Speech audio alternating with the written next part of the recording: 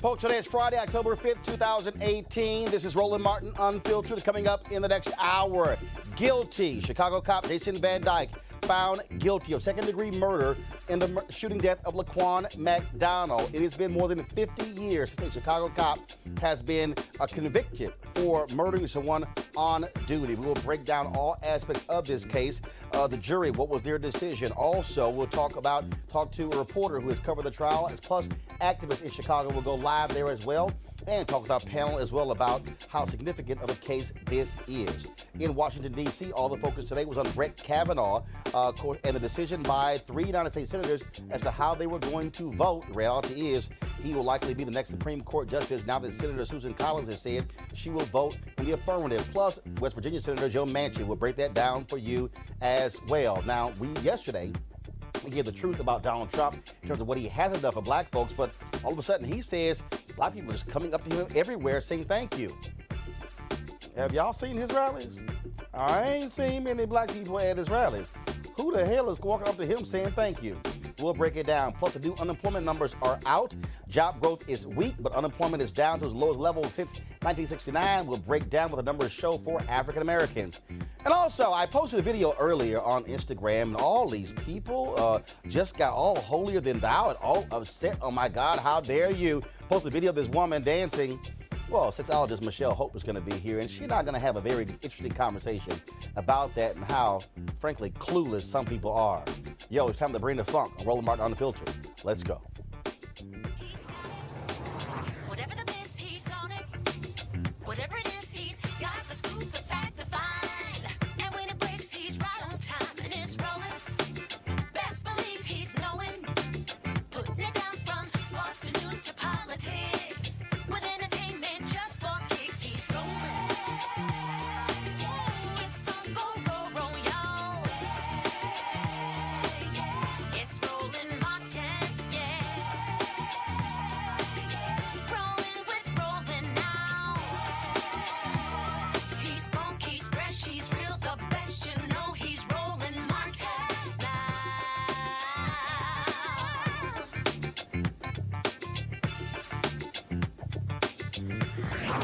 Martin.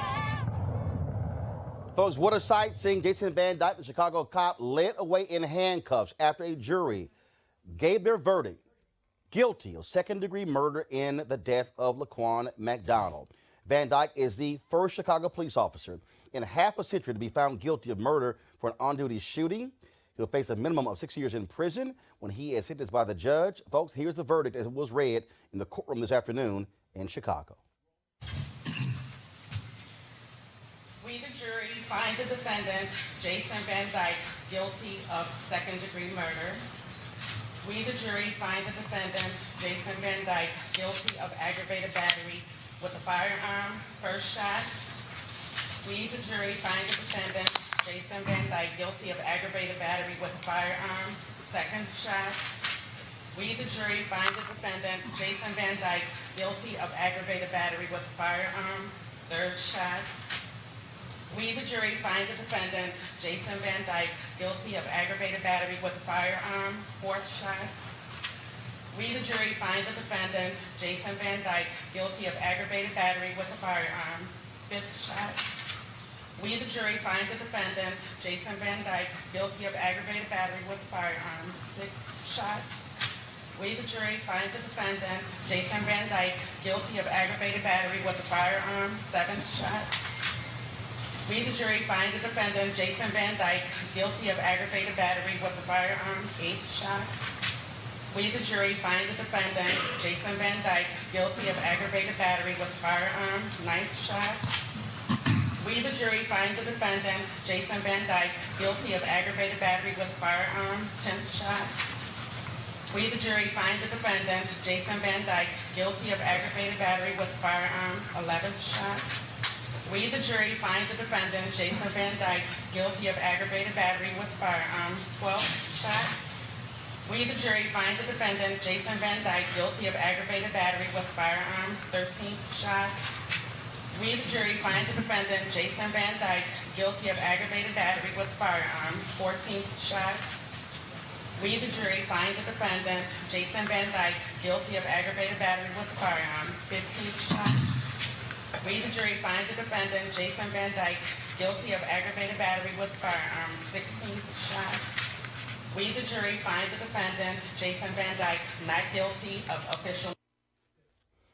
Well, he got one good piece of good news right there, not guilty when it came to official misconduct. I wanted you to see or listen to the jury giving all of those guilty verdicts, because it is very rare to see a police officer who is convicted of killing somebody on the line of duty, especially someone who is African American.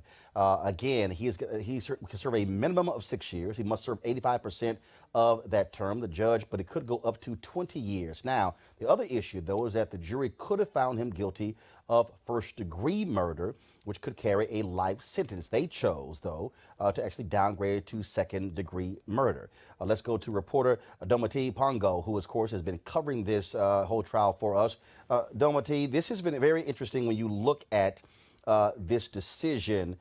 And even though there are people who are very, I won't say excited, but pleased that he was found guilty, it still, though, speaks to the fundamental issue of juries unwilling to find officers guilty of first-degree murder.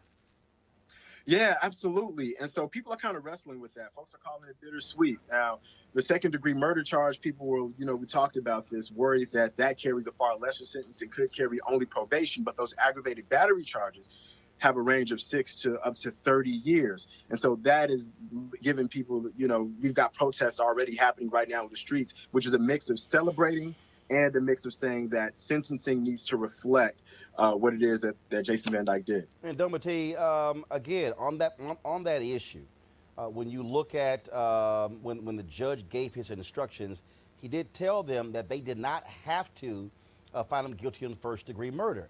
He gave them that option. Now, one of the things that jumps out, he was indicted by the grand jury on first-degree murder. Yeah, and we, really interesting here at WGN Radio, we just got done speaking with State's Attorney Anita Alvarez, who is actually taking credit for filing those first charges. She was asked First the question. of all, hold on, stop. Anita Alvarez, what the hell is she taking credit for? Because she was the one who didn't do a damn thing when it came to this case, and it wasn't until 2 journalists forced a video to be released to the public where we actually found out what happened. She didn't do a damn thing for 4 years with Jason Van Dyke. That's one of the reasons why she lost to Kim Fox. And the host pushed back on that and said, well, listen, this case was buried for so long, and following this case, there's going to be an investigation into the whole cover-up. I mean, there was the leak of the mayor's office emails talking about the case. There were police reports that were corroborated among officers that said something totally different than what actually happened on camera. And like you said, that shooting happened in 2014. It took for William Calloway to sue and submit a FOIA to get the police dashboard camera video released. Brandon Smith to help with that FOIA to get that released. It took for Jamie Calvin, an independent journalist. All of these people are independent journalists, not even institution or general market journalists, who pushed to get all of this information, such as the autopsy report, released out to the public. So It does seem a bit audacious for Anita Alvarez to be taking a victory lap as well. See, she commended the county prosecutor, the special prosecutor in the case, for mentioning those charges that she filed. And then the question was, wait a minute, you filed the first-degree murder charges, but not the second. Well, she said, well, the judge in the case said that you have to go through the prosecution trying to prove that first-degree murder charge before you can even get to the second-degree murder charge. So she's still taking a victory lap based on that. I also want to bring in Janae Bonsu, co-director of Black Youth Project 100, BYP 100. Also, attorney Chris Stewart, managing partner for Stewart, Say, and Felton out of Atlanta. First and foremost, Janae, I want to go to you. BYP 100 out of Chicago, y'all have been very aggressive in protesting there in Chicago, bringing light not just to this case, but so many others when it comes to police misconduct of Chicago police. Your initial thoughts on the guilty verdict of Jason Van Dyke? Yeah, I think largely in Chicago right now it's a time of celebration, but also great ambivalence. You know, I'm less interested in whether the conviction should have been a first-degree murder than I am about changing the conditions that allowed Laquan's murder to happen in the first place. You know, I mean, it's a time of reckoning in Chicago right now. This conviction, comes a month after Rahm Emanuel announced that he's not seeking re-election. You know, as you already mentioned yourself, Roland, that we fired Anita. You know, it was grassroots organizing that helped that to happen, to push her out of office, to hold her accountable, not just for this cover-up, but for her whole history in criminalizing Black communities wholesale. You know, this is after pushing Gary McCarthy out, who was then superintendent at the time. And so is this justice? I don't know. It's better than not guilty, but it's also not going to bring Laquan back. The harm has been done.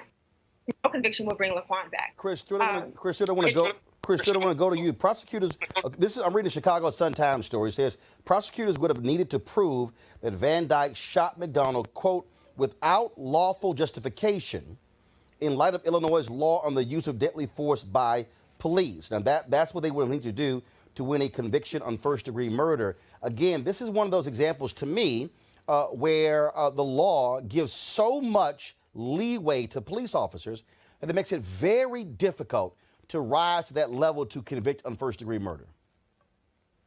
It is. I mean, the extenuating circumstance that I think that they got to second instead of first is that he had the pocket knife, which we know didn't have anything to do with the shooting. He wasn't a threat to the officers, and that bumped it down to the second. But in fact, Chris, 1 second. In fact, in reading this Sun-Times story, they say the second-degree murder verdict against Van Dyke means that jurors agreed that Van Dyke was guilty of first-degree murder beyond a reasonable doubt, but that a mitigating factor caused him to shoot McDonald, which was the knife. Yes. Yeah. So that's how they ended up getting to the second. But he's going to get hammered because those 16 ag assault convictions don't get combined. My understanding is that he'll get 6 years for each charge potentially. So it's huge. But, this is a great victory today. But what about the cover-up? This situation happens all the time. I'm in Chicago every month fighting the Antoine Galat case where he was shot and they covered it up. Same thing. They lied in their police reports. They lied about what happened. It's an epidemic that has to stop. And in fact, if folks out there, and Janae, I want to go to you on this very issue, and we've been covering this, the reality is we know of Chicago police officers, including bosses of Jason Van Dyke, who did all they could to protect him. You have the officers who went to the Burger King, who destroyed video evidence. You have the officers who lied in terms of the circumstances of Laquan McDonald charging them. From the moment Laquan McDonald was shot, the blue wall actually was erected around Jason Van Dyke, and they tried everything they could to cover up what took place. This is one of the reasons why people don't trust the Chicago Police Department, because they are willing to lie to protect one of their own. Mm-hmm. Yeah, the police department swiftly constructed this narrative that media and, everyday people really even challenged. This constructed narrative of, I feared for my life. It was self-defense, had to do what I had to do. A Black person is dead, and no one thinks twice about it. And so one thing that I hope that is a takeaway from this trial is that we have to take these narratives with a grain of salt. And we have to continue to push for what grassroots activists have been pushing for a long time: community control over police. The CPAC legislation, Civilian Police Accountability Council, is still just languishing in city council right now. Police still get $4 million a day in Chicago, and the neighborhood that Laquan came from, and all the structural conditions that led him to where he is they're still underfunded. There's still unemployment in these neighborhoods. All of these structural conditions, and so FLP contract still has loopholes that allow Chicago cops to get away with murder, right? And so there's still a lot more work to do. I don't want to undermine this. Delivery of justice with the system that we currently have now, right? But there's still so much more work to do because Jason Van Dyke is not just a bad apple. He's fruit of a rotten tree, right? And so we still have to reconcile the entire institution of policing, particularly in Chicago, that we still have to deal with. And Chris, in going to you, again, it was a few weeks ago when Attorney General Jeff Sessions spoke nearby Chicago and pretty much said the stress they're under and how these consent decrees are having an impact because officers are choosing not to police. Well, first of all, you would think the Attorney General of the United States should have said to cops, do your job, even if somebody is accusing you of crimes. But what we have here, we have a culture in this country where individuals want to protect cops at all costs, and they don't care about the citizens, even their constitutional rights. It's sad. Especially with this administration, they've done more behind the scenes to harm civil rights and repeal a lot of the consent decrees that were in place before that just doesn't get discussed on the news. It's just about Trump and not about what they're doing to civil rights in the Justice Department. But the biggest problem, which is why I handle civil rights and I fight for these cases, that police are supposed to be heroes. They're supposed to be the bravest. They're not supposed to get scared and shoot a kid who has a little pocket knife. They're supposed to de-escalate, like the juror said.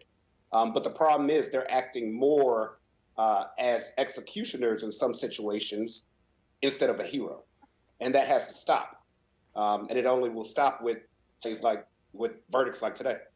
Janae, no word as to whether or not the Department of Justice will pursue any civil rights violation charges against Jason Van Dyke, even though he has been convicted there in state court. Do you believe that, or will you and others put pressure on DOJ to also seek civil rights charges against Jason Van Dyke? Well, there hasn't currently been any conversations or, push to ask DOJ or pressure DOJ to bring those charges. Especially as an abolitionist organization, I don't think that we are looking to DOJ for justice in this situation. Jason Van Dyke was convicted. The jury ruled in a way that sees his actions for what they were, which is murder and disregard for Black life. And we're going to continue to work on the ground for the changes, wholesale transformation in the city of Chicago that we've been fighting for. Last question for you, Chris Stewart. Do you see anything in this case where Jason Van Dyke should be brought up on civil rights violations in the shooting death of Laquan McDonald? Of course, but with this administration, it'll never happen. You see what happened with my Alton Sterling case.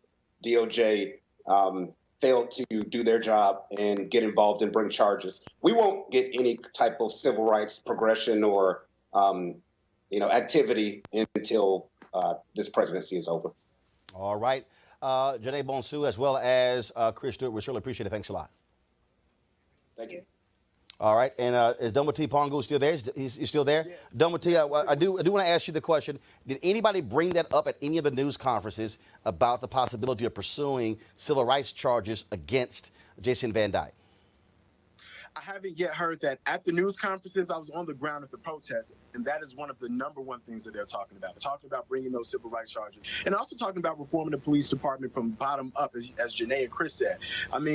There needs to be a new standard of what use of force is. When you talk about whether someone was fearing for their life, if they have unconscious bias and they're legitimately scared every time they see an African-American face, then yes, they flee for their life. Now, is that fear justified and does it make sense? That's something that isn't talked about. It needs to be objective. And that's what a lot of activists are talking about and what they have been mobilizing around. And also talking about these, as it relates to the civil rights issue, these stop and frisk policies here in Chicago. 70% of the people stopped and frisked are African Americans. We only make up 30% of the city. And that's something that the ACLU, an independent report, found. And this is what Loretta Lynch talked about when she first investigated the Chicago Police Department. So activists are leveraging that as well as they try to call for civil rights violations. All right, then. Delma T, we certainly appreciate all your reporting on this, and we certainly will watch to see what happens next. But as we speak, to Delma T, thanks a lot. As we speak, Jason Van Dyke, he is sitting in jail, and we transferred to a state prison. Let's go to our panel. We have political commentator Dr. Wendy Osefo, of course, Johns Hopkins, Brandon Cooper, chairman of the PG County Republican Party, and also via Skype, Ray Baker, host of the Public Agenda podcast. Wendy, I'll start with you. Do you feel as if justice has been served in the case of Jason Van Dyke? Today, justice has been served, but tomorrow the fight must continue. We have to, be able to stand and say, the little wins are okay, but this is just a piece of the larger issue, which is the police department, not just the Chicago police, but the police department has a culture of corruption. They have a culture of doing violence against black and brown bodies. They have a culture of protecting each other even when they know something is wrong. That is the issue. That is the issue why Laquan McDaniel is not here. And as long as that continues to be alive, we will have many more hashtags, and that is my issue. My issue is, yes, this is something historic. This has not been done in 50 years, over 50 years. But then the question then becomes, what happens tomorrow? What happens when another hashtag is trending? Until we can infiltrate these systems and change these systems, then we will continue to see these same type of things. Brandon.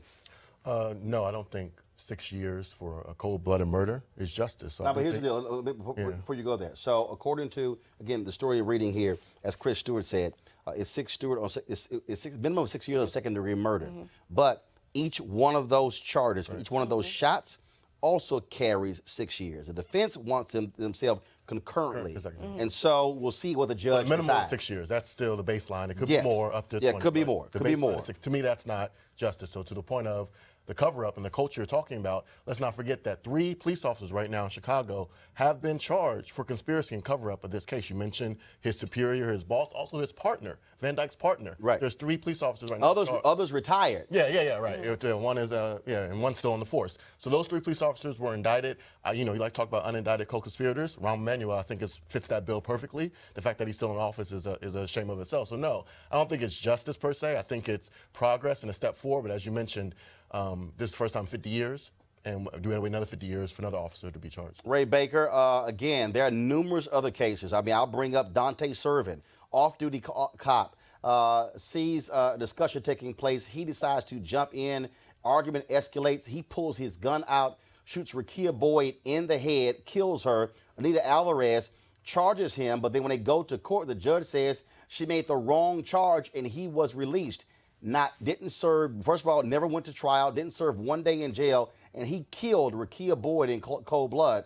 There are numerous other cases of Chicago police officers who have killed folks, and there has been no justice whatsoever. Your thoughts about justice in this case? I like what Dr. Wendy Osefo had told us earlier, that this was individualized justice, not institutionalized justice. And the thing that's important to remember there, as some of our panelists have outlined, as your organizer from BYP 100 outlined, that's so important to understand the difference. Because if we have to continue to come back to the criminal justice system time and time again just to plead for individual justice, that means wholesale progress and change has not happened.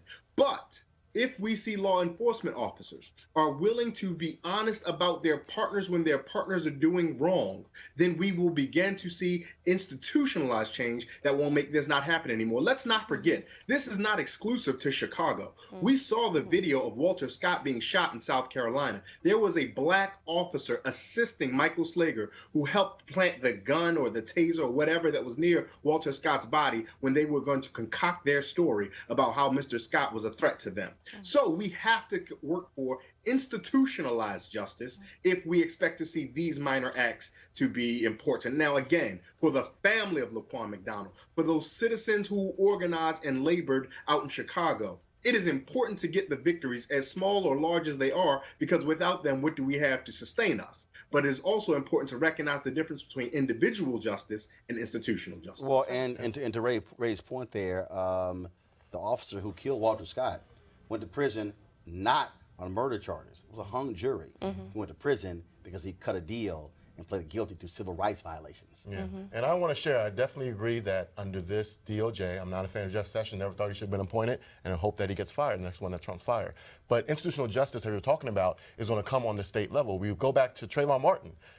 Obama's DOJ did not bring civil rights charges. It's up to the state level, the state prosecutors we talked about. That's where the front line of this defense is. So I understand the anger at the DOJ and the consent decrees. I'm not saying we don't want to focus on that, but we cannot forget the fight and the battle that's taking place on the local level. No, I think it's both. Yeah. No, and the reason I'm bringing up the But civil rights it's violation. heavier on the local level. Well, no, of course. First of all, that's the first line. I'm glad Absolutely. we're Happens on the state. Absolutely. And so which is what we talked about, which is the reason why Anita Alvarez doesn't have a job. That's right. Because she was thrown out. That's right. That's what happened there. But the point I'm still making, though, is that historically what we have seen was when justice didn't take place on the state level, you still had DOJ. Right. And even in this case, even though he is found not guilty of second-degree murder, DOJ can still pursue That's right. civil rights charges. That's right. But what we have now, though, is the Department of Justice under President Obama, and I would say it's even worse under Trump, in that the DOJ is so skittish where somehow in their mind, if it is not perfect, they won't even attempt to pursue a case, as opposed to saying, wait a minute, look, try the case, and if you lose, but don't do anything. Right. Yeah, the laws Wendy? are definitely stacked against justice. And I think that that's the big argument here is we have to do something. And yes, this is individualized and it's something for us to celebrate, but we have to look at the bigger picture here. And the bigger picture here is coming from someone who lives in Baltimore and was on the ground when everything happened with Freddie Gray. This is something that continues to happen all of the time. And as the mother of 2 black boys, I'm coming at this from a personal level. Like, yes, I'm sure that the family of Laquan feels a sense of relief today, especially like how the jurors called each count one by one with each bullet. However, we need to make sure that there is not another Laquan McDaniel, because that is when we are going to see big time change, and that's what we're looking for. Well, again, hopefully Ray Baker will see these changes in the police departments, but here's the thing. As long as you have police unions who are protecting their own, as long as you have fellow officers who will lie, who will put their careers on the line and lie. And I still say this here. This is very simple. If Ray Baker or Brandon or Wendy or myself, if any of us filed a false police report and lied in it, we can be pursued on criminal charges. Yes. I fundamentally believe that it should be put in every single one of these contracts. If an officer lies in a police report, automatic firing. That's right. Not suspension, not discipline, automatic firing. And what should also happen is that it should be in there. If an officer is convicted, again, lose that pension, lose the money, because as long as the city taxpayers are paying for their defense, Ray, they're going to keep doing whatever. But you hit them in the pocketbook, it's going to change their behavior. Yeah, I think you hit a really good point there, Roland. And one of the things we're seeing, and this is, I'm coming as a person who has done some work on behalf of and in defense of labor unions time and time again. The unions for police officers largely are not functioning in the way that any self-respecting labor union in the United States has functioned for a number of years. They are functioning ostensibly as gangs. And this is not my idea. Charlene Carruthers, who's out of New York, Chicago, has echoed this initially. They are functioning in gangs in ways that protect people, that create this idea of individualized bad apples, where in almost any other line of work, a bad apple may have an adverse situation with someone they serve. Whereas in law enforcement, when they have a bad apple, it is taking people's lives. And we can't afford to continue to have situations where people's lives are being lost because of these so-called, air quote, bad apples. Maryland, for example, I know Brandon's familiar with Maryland. I learned that Dr. Osefo is from Baltimore as well. And Maryland, for example, has what they call the LEBOR, the Law Enforcement's Bill of Rights, which means should a law enforcement officer have a situation where a citizen dies in their hands, that law enforcement officer has up to a week to organize their thoughts, their plans, and then before they have to go and give a report and accounting for. That's not so for any other profession. That's not so for any other. If you have a car accident with a bus driver, that bus driver has to get out there and give their statement at that moment. I'm sure the folks from the ATU would happily take a week to get their story together, but we have to find a consistency if we want to have accountability. But ultimately, We know we don't have this because police, unfortunately and sadly, have not functioned as what we heard one of your previous guests say, which is simply to be the heroes of our society. They've functioned to protect property and class, and more often than not, that means whiteness. All right, folks, let's go to our next story. Today in Washington, D.C., all the attention was on Supreme Court nominee Judge Brett Kavanaugh. The question was, who would vote for him? Who would vote against him? After today's cloture vote, it was Senator Lisa Murkowski of Alaska who said she was not going to be voting for Brett Kavanaugh. She voted against enclosure, but of course, you had Arizona Senator Jeff Flake, as well as Maine Senator Susan Collins, who both voted for him. Well, it was at 3 p.m. Eastern when Susan Collins announced in a long-winded one-hour speech, which could have been very simple, where she said that she was going to vote for Brett Kavanaugh on the Supreme Court, but then she also said, which was very weird, that she also believed Dr. Christine Ford, which was kind of weird that you believed her, but then you said there was nothing there to say Kavanaugh did it. Okay, that made no sense whatsoever. And then shortly after she made that decision, it was Democrat Joe Manchin of West Virginia who came out and said he was going to vote for. So as it stands right now, if all of these votes line up, he will be confirmed with a 51-49 vote. Mitch McConnell, you remember him, the one who held open the Supreme Court seat for 243 days after Merrick Garland was appointed by President Barack Obama. Here's what he had to say.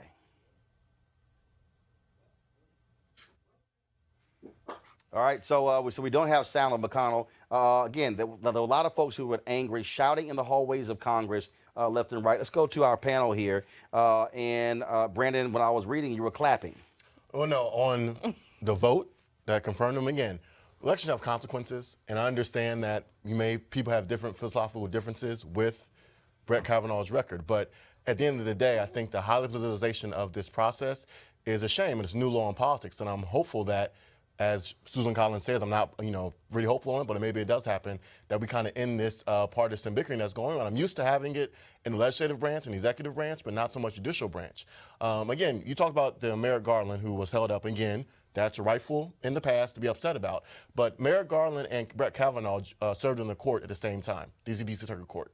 They share 97% of the opinions. They were on the same side. So this idea that Brett Kavanaugh was some type of radical, extremist vote. It was not. This was a display of politics that we saw in the nation. So if they shared 97% of the time, why in the hell did Republicans give Merrick Garland a hearing? I'm not saying I agree with that. Again, that's politics at play. Wait. Politics at play. Hold on a second. So if you criticize the politics of Democrats now, there we go. I said both sides. Okay. Both sides. Were Republicans wrong? Yes. To not give Merrick Garland a hearing and take an up or down vote? Yes.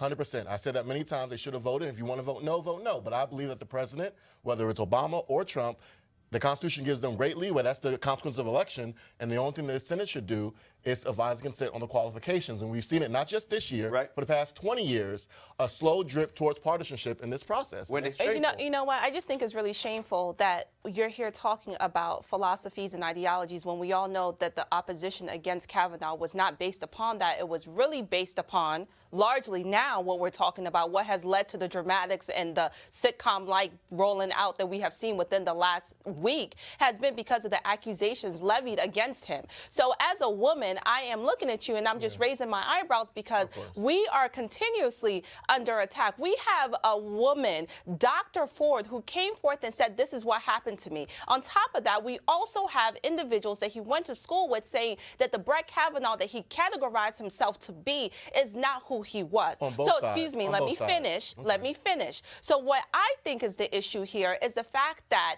no matter what, Republicans are going to vote for him even if his character is extremely flawed. Even an ex-Supreme Court justice came out and said he does not deserve to be on the bench. So what I'm saying to you today is you can throw around Merrick Garland, you could throw around partisan politics. Yes, I believe that that's a play here. But what's dominant here is that this man is going to attack everything that I stand for as a woman, and that is problematic. Okay, but Susan Collins is a woman as well, so she's supported that. So I understand. Yeah, but she's a Republican. She's a Republican. Okay, so it don't matter. No, don't do that. Don't put words in my mouth because I didn't say that. I didn't say that. I didn't say that. You pulled the woman card, and I'm just saying again, I did. I can't pull that card, but I'm pointing to Susan Collins. But back to your point, you're saying that this is about the accusations. Then why did the Democrat senators come out against this nominee, the day he was nominated, way before the allegation came forward. So I understand you're saying Did you not hear what I just said? You said I this said was all within the because of last. the No, that's not what I accusation. said. Brandon, That's not what I just said. Brandon, I said within the last It's week. recorded. Brandon, didn't you What? earlier say politics? I mean, No, I'm saying, but you're trying to make the moral ground. This Brandon. These Democrats say this opposed it way before the accusation. There are Republicans who, if this was a Democratic president, I agree. Republicans would Thank cut. you. First of all, hold on. I agree. Hold on. Let's Both remember, sides. it was Senator Ted Cruz, Republican Ray Baker, who said, if Hillary Clinton wins the presidency, we should leave the Supreme Court at 8 and keep the seat open for 4 years. Both sides have it. Ray Baker. I'm not going to pick on our friend Brandon there You're not for picking his facts, though. the You want both facts sides you can. talk that he does, because that seems to be our Republican friend's only way to justify course, 3 against what we 1 would is call questionable political behavior. But I will say this, and this is something to keep in mind. No, hell no. Ain't no 3 against 1. Yeah, no. I'm simply asking you a question. And I It's not said 3 both against sides, 1. both So sides. stop all that. No, I'm not. Hold on. No. Stop whining about. whining. No, whining. don't I'm whine stating about facts. 3. I'm No, stating don't facts. whine You guys about. handle the Don't facts. whine about 3 against guys 1. handle the facts. When They here's came the out deal. against this Here's the person. deal. If you know how to debate, I don't care if it's 10 against 1. I'm gonna take on all y'all. That's right. So don't And I- whine and I about come 3 here every against time. 1. Ray I'm Baker, taking go you guys ahead. That's right. I come here every time. Ray, go ahead.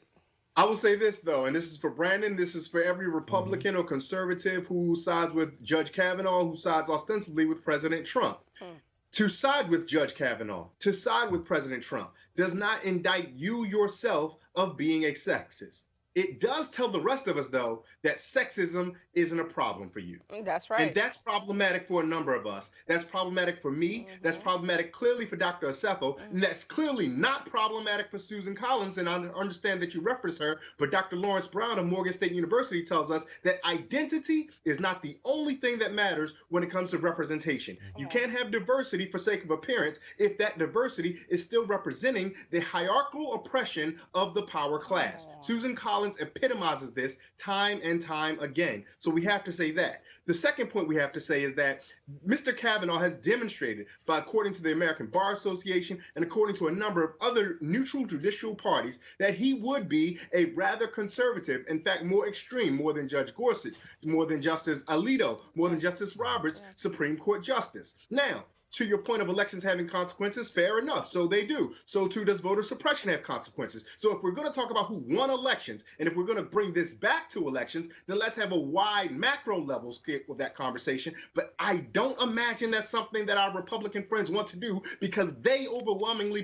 are the ones who tend to rig the electoral game. So if we want to have that conversation, we're not going to have it in a well, both sides do wrong kind of way. We're going to have it in an honest and sincere kind of way. And those who are wrong have to be wrong. And those who just don't have that much of a problem with sexism have to be honest about that. Okay. Brandon? Okay, 2 points to that. He said the ABA, American Bar Association, they gave him a unanimous approval, their highest rating for Judge Kavanaugh. So Brandon, I understand that- Brandon, He brought up Brandon, Okay. are you leaving something Yeah, out?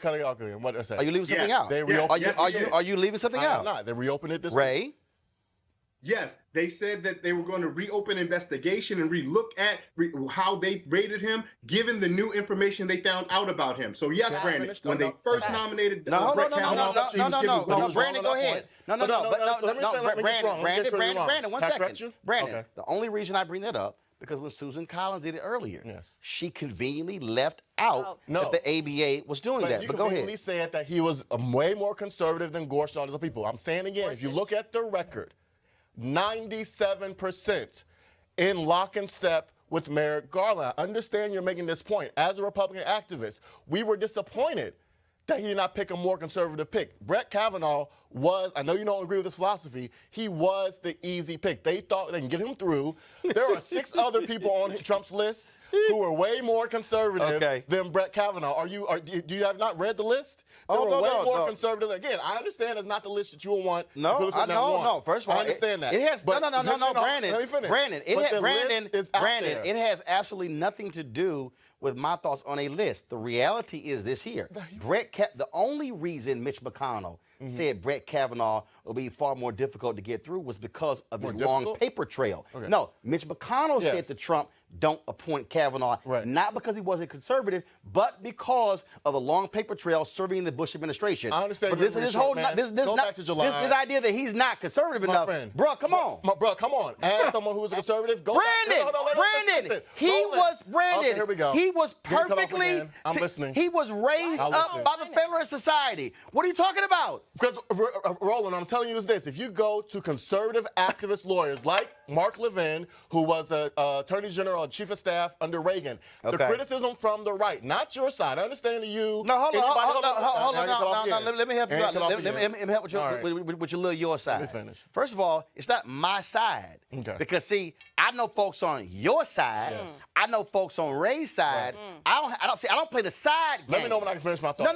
No. I'll let you finish, but I'm going to correct you. See, I don't play the side game. The side I'm on is truth. And the truth is Brett Kavanaugh is a far right-wing conservative judge. Brett Kavanaugh, Okay. when he was being doing the testimony, he said in the hearing, he said, I'm a Republican, I'm a conservative Republican, and I am a supporter of George W. Bush. His own words. Yes. Okay, can I finish now? Go. Okay, go back to this again. I understand you want to throw around words like far right wing. I know that's just buzzword, a trigger word. Come on. There's no definition to that. Again, let me Stop finish. Can I it. finish? It's a fact. Let me go back. Can I finish my thought? You're Can I debating get a thought facts. through? Okay. Okay, go ahead, Brandon. Go ahead. Go ahead. Go ahead. Well, Go let me ahead. know when I Now, get hold a on with thought it. through. Go Let me know when I get a ahead. sentence Go through. ahead and explain to me No. how he somehow is moderate. I'm not saying that. What I'm saying is this word has no definition, first off. Secondly, I'm Oh, pointing it out got the fact- definition. It does not. First off, I'm pointing out the fact also was that when Judge Kavanaugh was first appointed to D.C. court, he had to go through the Senate too. Was this divisive then? No, he got over 80% of the vote. Oh, With hell, his rate- Hold on. Let me Brandon, go back. No, let me Brandon, go do you back. want to go Can I there? back? Can I go back? Loretta Lynch Lord. sailed through twice Yes. in the United States Senate. Yes. Republicans held up her. Again, no, I've one said second. multiple One times, second. both sides are false. Don't point me as so a partisan. don't whine No, by I am saying calling out your- no, Brandon. your No, errors. what you're doing, Brandon, calling out you're your saying, errors. oh my Okay. God, he got 80% of the No, votes. no, You would know as I no, know no. when you go higher up, No. Yes. especially the Supreme Court, Yes. it's a different level different of caliber. focus. Okay, y'all want to pretend like And he's his- some controversial pick. He that is got through 80, controversial, and every 40%. time you say that, every time you say that, it's a slap in the face. Wendy, What make I'm- your comment. I can't finish. Ray I'm Baker, nothing. Yeah. Brandon, final comment. Go ahead. Brandon, I said Wendy. Go. My comment is I do agree with you on one thing. Elections do have consequences. And now what we have to do is we have to know that at the end of the day, November is going to be a key moment for a lot of people. When people say, why does Kavanaugh matter? Why does this things matter? We have Supreme Court cases that are not even up yet that this guy is going to oversee. So yes, Kavanaugh is going to sit on the bench. But I want you guys to remember things like Madison versus Alabama, where it's going to decide whether an individual who is incarcerated can be executed if he has a mental disorder. We're going to think about Nielsen v. Prep, where it decides issues around immigration. So yes, all of these things matter. So we have to make sure that we're not just looking at Kavanaugh in a vacuum, but to understand the bigger picture, which is he is going to sit on the bench and decide a lot of key votes. And that matters. So yes, elections have consequences. Ray Baker. I'm curious that there is more people than simply Judge Brett Kavanaugh who would do such things, such, my opinion, heinous things, as roll back Roe v. Wade and things of the sort. But why must they choose a man who, by many intents and purposes, is a sexual assaulter to do this? And so if my question becomes, if this is so important to you ideologically, because there's not anyone who's never committed a sexual assault that you could find to do this. Is there not anyone who did not have a habitual raging beer drinking problem in undergrad or in their high school years that you could find to do this? Is there not anyone with any type of moral upstanding character from the party of personal responsibility that you could find to do this job? Brandon, final comment. Just 2 points on this again. I understand you like to throw around Roe v. Wade and all this other stuff like that, and I agree that is an important precedent that's been established. But this same argument was made against Souter, and again, please don't interrupt me, a Republican nominee who was appointed. That what is it called? Planned Parenthood and all those organizations actually had pens saying that deaf women will die if Souter is nominated. He actually ended up voting to reaffirm the pro-life precedent set by Supreme Court. Can I finish? Are you saying Can I Kavanaugh finish? is Souter? No. What I'm saying is, again, these same arguments that my friend Ray Baker is making, these same exaggerations that, oh my God, if he's appointed, they're going to get rid of Roe v. Wade. That is dusted off from the same argument they used against another Republican. I'm sorry, 20 years ago. are these the same? Hold on. But that nominee ended up reaffirming that. So all I'm saying is, this fear-mongering that Ray Barker is trying to play is great, but it's been proven wrong in the past. Didn't your side say Kagan and Sotomayor? Didn't you say your side? Didn't your side say Kagan and Sotomayor would they were going to take all the guns? So now we're doing both sides again? No, I'm asking you a question. And I agreed. Both sides. I'm going to make sure I'm very clear to everyone that's watching. Both sides play politics. I never ran away from that. But we're talking right now about Brett Kavanaugh. Secondly, Ray Barker, if I can just finish with this. Yeah, go ahead. I know Real we don't quick. want to play the identity card. You did the women card earlier. As a black man, all I can say is this. I understand you, in your mind, these accusations that the FBI have found are not corroborated are set in stone as fact. There has been no let me finish. There have been back it up. There's been no corroboration presented over the past 5 weeks of this circus in the Senate. I'm not saying that it didn't happen or didn't because I wasn't there. Okay. What I'm saying is that the accusations that are uncorroborated from anyone, even people that she said were in the room, her lifelong friend who said she said was in the room, came out in sworn testimony and said that she does not recall it happening. So all I'm saying is you're jumping to conclusions. Okay, well, it's very simple. I still find it to be very interesting when Senator Collins says that, oh, I believe that she was sexually assaulted. But was it like out of air? So who did it? Yeah, I thought so. All right, folks. Unemployment numbers came out today, and we're going to break those things down. According to the new figures, 134,000 jobs were created in the last month, well below estimates and well below the average monthly gain of 201,000 over the last 12 months. Now, the unemployment rate is 3.7%, the lowest since 1969, and we were in the middle of the Vietnam War. That is it's also 3.7% for all Americans, for African Americans. Double that, it's 6%. Now, here to break the numbers down for us is Christine Brody. She's an economist with Alabama A&M. Hey, Christine, how you doing? So whenever we look at these numbers, they throw them out there, and, they go, oh, here's the unemployment numbers. But the reality is you got to go behind those numbers. What is it telling us about the state of our economy? Well, the numbers are definitely down, which is a good thing. But when you break it down by race, you'll see that African Americans are still at 6%. The numbers are down for both men and women, but when you look at the numbers for people that are 16 to 19 years old, that rate is 19.3%. Now, that's compared to 11.5% for white people. So there's definitely still a large discrepancy when you look at the races. Unemployment rates are down, but how do we explain this discrepancy between the races? And also, we still see that when it comes to these numbers, when you talk about these jobs, we also have to deal with the issue of wages. Because, again, you can say, fine, I have a job, but the question is, can you live on that job? Exactly. And when you look at the numbers, the number of people that are employed part-time is up around 280,000. So people are employed, but how do you live on a part-time wage? And you can say that more people are getting jobs, but if they're getting part-time jobs, they're probably not going to get benefits. They're not going to get stock options, 401ks, etc. So just having a job isn't really the answer. Furthermore, when you look at the numbers, there are around 1.6 million people who are discouraged workers. Of those, 383,000 aren't even looking for a job because they don't think there are any jobs available. So to simply say that the unemployment rate is down is a good thing, but you have to look at the complete picture. All right, then. Christine Brody, we surely appreciate it. Thanks a lot for giving us that insight on the unemployment numbers. Appreciate it. Thank you, Roland. All right, folks, going to go to a break. We come back. Donald Trump is patting himself on the back, saying black people are saying, ooh, thank you, thank you, thank you, thank you, thank you, thank you, thank you, Donald. Who? That's next. Roland Martin Unfiltered.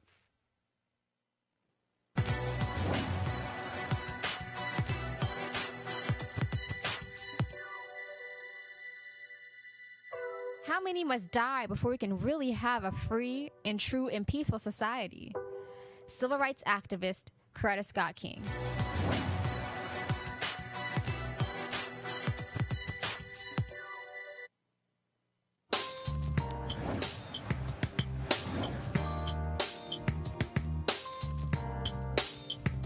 All right, folks, HBCU Giving Day, our school today, North Carolina A&T State University, located, of course, in the state of North Carolina. Duh, it's in their name. Founded, of course, in 1891. Notable graduates, Ronald McNair, former NASA astronaut, Reverend Jesse Jackson Sr., plus his son, Jesse Jackson Jr., as well as the actor Terrence J. And so if you want to support North Carolina A&T, please go to ncat.edu. Folks, last night, Donald Trump had a rally, one of his usual raucous affairs, and he was just patting himself on the back. Just how black people just love him. Listen to this. So something I'm very proud of, African-American unemployment has reached its lowest rate ever recorded. African-American poverty has reached its lowest rate ever recorded. Think of those two sound bites.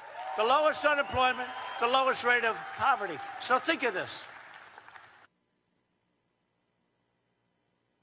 I don't know what happened to the sound there, but let me go to our panel, of course, Wendy, Brandon, and Ray. Brandon, I love it how Trump loves to talk about black people in front of these all-white rallies. Yeah. Okay? He won't come talk to black people.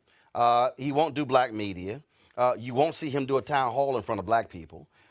It's not like he will sit down with civil rights activists, actually have a discussion. He'll have a hand-picked group of black pastors he'll speak to, and then he'll tout all this sort of stuff, and nobody gives any pushback when it comes to facts. I can lay down a litany of examples where his policies have actually been a detriment to black folks. What's up with the whole patting himself on the back like black? Okay, so y'all now have the tape fixed. Okay, now, y'all want to hear him say how black people are thanking him left and right. So press play. Think of those two sound bites. The lowest unemployment, the lowest rate of poverty. So think of this. How does you're African American? How do you vote for somebody else? I've done more for them in 2 years. African Americans are coming up and they're saying, Mr. President, thank you. Thank you. And their median income is the highest. But not only for African American, for Asian, for Hispanic.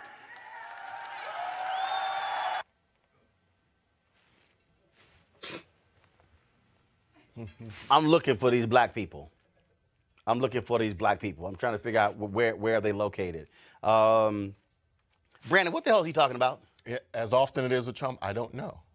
So you have to find someone else to be clapping and praising Trump, because no one in this room, I think, will be clapping and praising. But I will say, just to this topic of increased approval, I do think, again, as we saw in this year's election, and maybe it was because Barack Obama, the first black president, ran in past 2 elections, but Trump did broke a trend as far as black support. He got 8%, which was higher than the past 2 Republican nominees. But again, that could have been because Barack Obama was on the other side of the ticket. But also last month, you saw in August, or 2 months ago, NAACP did a poll that showed about 21% approval in the black community. Now again, NAACP may be wrong. Hold up. It's historically been low. Hold up. I'm aware of the poll. Okay. And then Rasmussen had their report. Their poll, which was Rasmussen's most accurate poll during the 2016 election. Hold on. Stop. First of all, that's fact. If we're gonna talk about Rasmussen, that's fact. Rasmussen is the closest to Comedy Central polling. It was most accurate during 2016. Now the Pew polling. Now the Pew polling also came out, and it was about 6 to 8% of black support. Ray Baker, again, 6 to 8%. Oh, okay. Yeah. But again, Rasmussen, 6 to 8. It ain't 30. Okay, how about this here, Brandon?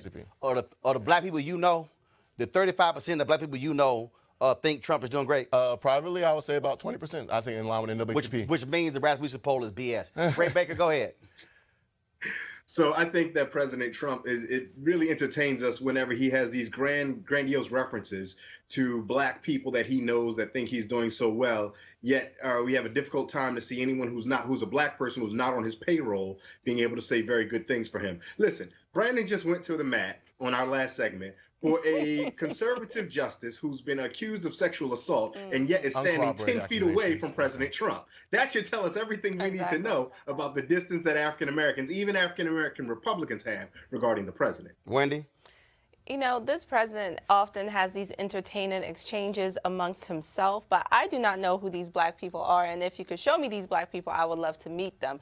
What really bothers me is this type of generic language that he uses. The African Americans believe. Like, it's just so condescending. And I think in his head, he thinks he's the great white hope. So I just don't know any of these African Americans, but furthermore, I think that this is just a string and a tile in the mosaic of lies that is the Trump administration. Okay, well, I asked contact NAACP and find out who they talk to in their Brandon, poll. That would nobody, be one. You asked a Brandon, question, you're I gave you an lying. answer. Nobody, I'm giving you an answer. And I'm giving you an Okay. answer. Back to There answer. are no, I didn't ask the question there now. are You asked the no- question. There are, I didn't ask the question. You said, who are these there black are people? no black people who are stopping Trump in the street to pat him on the Of back. course, Furthermore, if you look at any of these rallies that he has done, please point out to me the black people, because we all know if there were black people, they would be standing right behind him. So do not sit here and try to corroborate, as you put it, evidence that is not even I there. didn't These corroborate black nothing. people do not, quote unquote, support him. And I would like And to you're say talking about this. speaking in generalities. Let me Here you finish. go Let me speaking in finish. Let me generalities. finish. No, You just criticized Trump I was for about speaking to make generalities. this Here you are comment. speaking. Black people don't No, like. I was about to make That's this fine. comment. Black people are not Okay. monolithic. We're able But you're to. speaking like they're monolithic. Brandon. You did it. Yeah. No. Okay. Black people are not monolithic. Okay. They could vote for and they could be a part of any party they Okay. choose. But for him to sit here and make such blanket statements that we all know are false are beyond the pale, especially as the president. Thank you, Brandon. You're welcome. Bottom line by is, yourself. Trump gonna lie. He gonna lie. He gonna lie all damn day. So let's just not confuse this with anything else. And the bottom line is this here: Donald Trump. See, this is also why you know he lying. If things were so great for black people, then why is he trying to get rid of the U.S. Minority Supply Development Council? Why? That's the only federal agency that is there to help minority businesses grow. His budget wants to wipe them completely out. That's a fact. If he's doing so great among black people, why is it he's refused to go speak to the NAACP? Why has he refused to go speak to the National Urban League, a group that George W. Bush spoke to 4 or 5 times in the 8 years he was president? Why is it that he won't go actually sit down with any members of the black press? Why is it that he actually won't sit down and talk to various black organizations? It is because he has nothing to say. That is why. Folks, when it comes to black people, Donald Trump is all hat and no cattle. That's one of the phrases that we have in Texas. That means he talks a good game, but he can't back it up. He knows it, and we know it. All right, folks, some good news here. Our friend, Reverend Dr. William J. Barber, is one of the recipients of the prestigious MacArthur Grant, $625,000 over the next 5 years. Barber, of course, the pastor of the Goldsboro, North Carolina Greenlee Christian Church, former state conference chair of the NAACP, still on the board of the NAACP, one of 25 winners of the 2018 Genius Grant. So congratulations to my fraternity brother, Reverend Dr. William J. Barber. Sorry, no Sigmas this year, Ray. I'm sorry. I'm sure y'all tried. Roland. What? Roland. I'm the Roland. What? I was getting along so nice today, too. What? I just want to go ahead and make a distinction who's an alpha and who didn't become a MacArthur Genius Grant winner. All right, y'all. When the award was announced, Barber was being arrested in Chicago at a protest for raising the minimum wage. And so he also, of course, is going to be joining us on Monday, Roland Martin Unfiltered. So we look forward to having him talk about this and what his plans are for the Poor People's Campaign and what he's going to do with those dollars. Also, shout out to Lisa Borders. She also is going to be joining for this is my iPad here. Lisa Borders is going to be leaving the WNBA, and she's going to the Time's Up movement. She's going to be leading that particular movement. And so shout out to Lisa Borders. She's been, of course, running the WNBA for the past 3 years. And so she'll be the first CEO and executive director of the Time's Up movement. So that's pretty interesting there. So look forward to that. And so we're going to do this here. We're going to go to a break right now. And we come back on Roland Martin Unfiltered. I'm gonna play for y'all this video, and I can't wait to get our panel to weigh in. I saw that. I can't wait to get. So, of course, I was gonna have Michelle Hope, sexologist, here. She's running a little bit late. She's texting me as we speak, but I can't wait to get y'all thoughts on this video and just how some folks are a trip when it comes to when you post certain things on social media. So, going to a break. We'll be back on Roland Martin Unfiltered.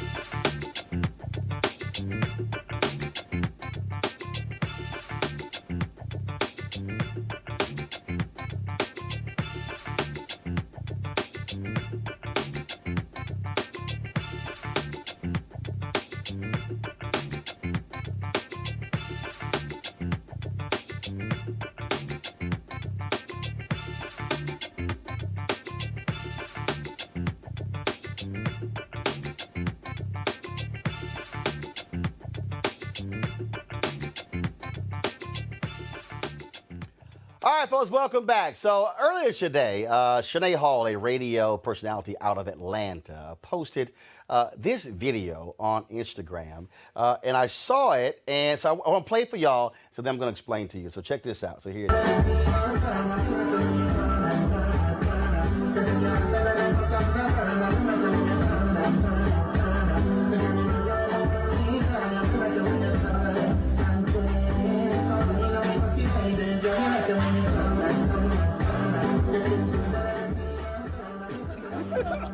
So I posted the video, and I said on it, because first of all, when I saw the video, I then Shazammed the song, because I love soca music. Shazam didn't come up. So I was like, okay. So what I've done beforehand, I asked my followers, yo, who knows? I said, first of all, the Caribbean sisters getting it in. Who knows this song? People like, oh my God, you ain't posting that because of the song. Even though previously I had posted folks asking about soca music because I couldn't actually Shazam it. So all these people start posting, oh, you trying to be slick. Oh, my God, you shouldn't be doing this. It's inappropriate. You a married man. What would your wife think? And I'm sitting there going, are y'all that damn crazy? Losing your mind over this? I said, and actually 10 minutes after I posted this, one of my Instagram followers told me the name of the song, Turner, by Kevin Little, who calls himself the Soca King. Now, what I find to be interesting, this is where I want our panel with, what I find to be interesting is, and I also said this here, I said, clearly a bunch of y'all have never actually traveled to the Caribbean. Because if anybody has gone to, and I've been to St. Croix, St. Thomas, Barbados, been to Jamaica, been to the Bahamas, been to St. Kitts, hell, been to Miami. Yeah. If anybody has gone to any of those places, that ain't nothing. But it's interesting. Or I've been to Ghana. I've seen African dance as well. If y'all really want to go there, we can show you the Coming to America scene choreographed by Debbie Allen with the dances as well. But it's interesting how black folks go, oh my God, what are you doing? You should be showing that. When if you go to any of those black countries, that's just a regular part of how folks dance. What's up with us? Are we somehow like, oh my God, oh my goodness, what's wrong with you? Go ahead, Wendy. Don't be scared. Right. I think it's a regular part. But I also think that there is a sexual connotation to it, and I'm coming from a Nigerian, so we dance. You know, we What's the sexual connotation? Because when a woman is moving her hips in such a way, it's in a sense,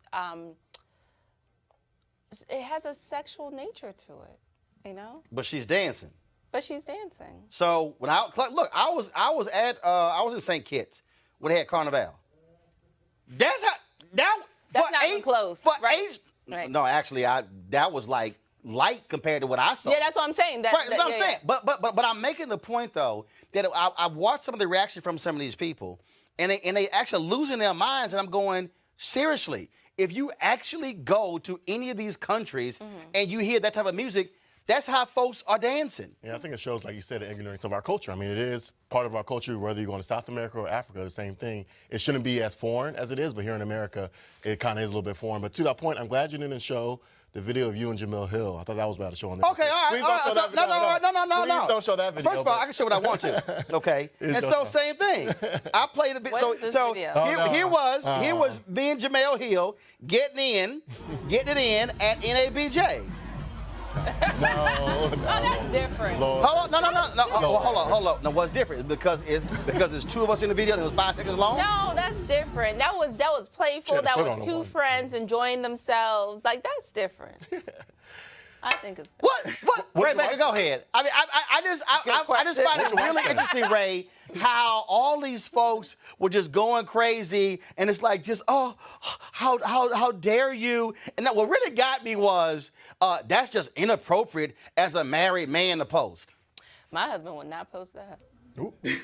Roland, I would channel our good friend Dr. Greg Carr, who spends a lot of time talking to us about black people in the United States simply being Africans in the U.S. And so what I think you saw there were a lot of the folks that are responding to you are folks who were so good at being American, they forgot how to be African.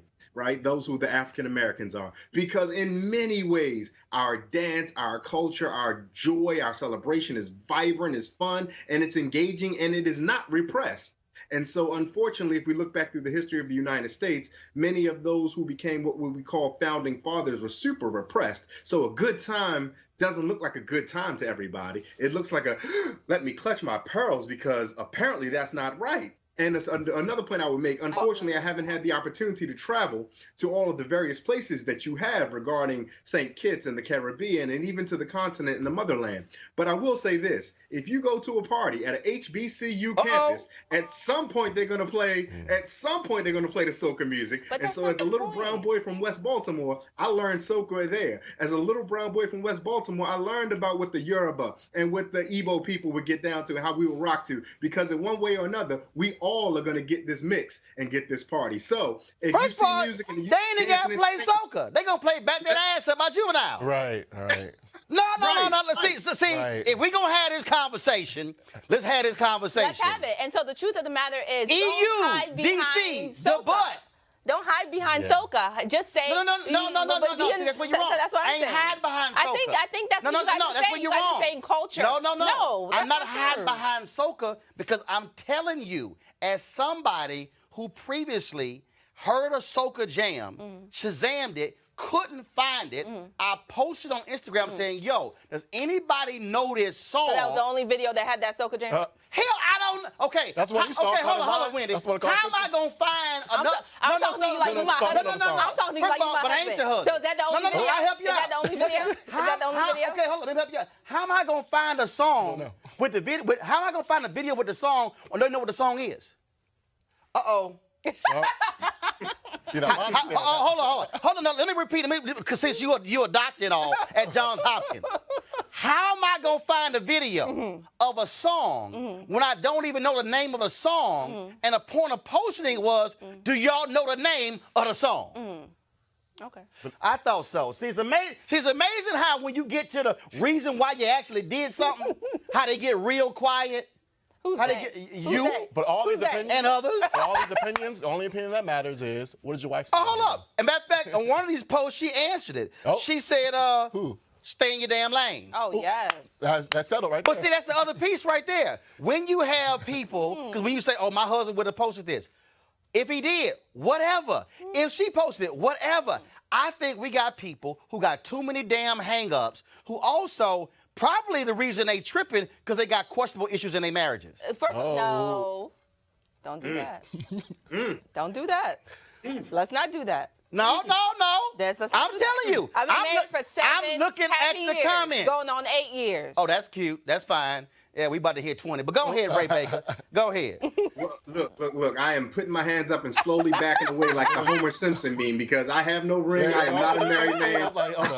I have no dog in this fight. But I do think it's interesting that you bring that up, Roland. And you were right, man. I mean, there are a number of Americans who face a great deal of repression. We police what women can wear. We police how women ought to dance. We police all this about women. We police it time and time again, when in many parts it just strips them of their humanity. And part of their humanity, part of our African humanity, is just the funness of music, of dance. You alluded to it, and you're right. We're not hiding behind soca. There's EU's the butt. There's Juvenile's Back That Thing Up, and that's the clean version. There's tons of ways.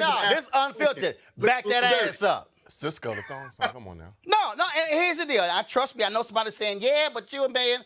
Let me say it again. I ain't apologizing to no damn body for posting it. And guess what? I got the name of the song, which is what the whole point is. Then I posted another video of me listening to the song, letting the folks know. And so it's real simple. If all y'all folks so damn uptight, yeah, I want to see you at the next black tie ball where you got your gown on and your suit on, and all the songs Ray mentioned come out, and all the songs I mentioned come out. You're going to have your butt on the dance floor, getting your groove on, dropping like it's hot, backing that thing up, whining, twirling, spinning, and twerking. You know it, and I know it. And guess what? I have seen PhDs do it. I've seen reverends do it. I've seen CEOs do it. I've seen all kind of folks do it, men and women. So why don't we stop fronting when it comes to putting something out publicly when you know damn well that's what you do. You don't want nobody to know. See, I ain't scared. You know why? Because I'm a grown-ass man. That's the difference between me and some of the rest of y'all. Wendy, Brandon, Ray, appreciate y'all being on the show. That's my commentary going into the weekend because I got to go, damn it, because Maxwell going on stage in 55 minutes. And so I got to go see my boy here at MGM Grand in Washington, D.C. All right, folks, don't forget, what? Prince George's County. MGM is in Prince George's. Damn about that. It's in D.C. Ain't nobody talking about y'all specific. What the hell? Well, guess I don't care about your county. And damn it, Maxwell at MGM in D.C. Everybody know that. You ain't never heard anybody saying I'm going to MGM in Maryland. No, they said I'm going in D.C. Get over, you know doggone well. But yeah, okay, whatever. Anyway, folks, support Roland Martin Unfiltered by going to RolandMartinUnfiltered.com. Join our Bring the Funk fan club. And also, if you got a video of yourself getting your soca move on, go ahead and send it to us, and I'll run it on Monday. Why? Damn it, Wendy, because I ain't your husband, and I can do it. All right, y'all have a great weekend. I'll see you guys on Monday from Los Angeles. Holla!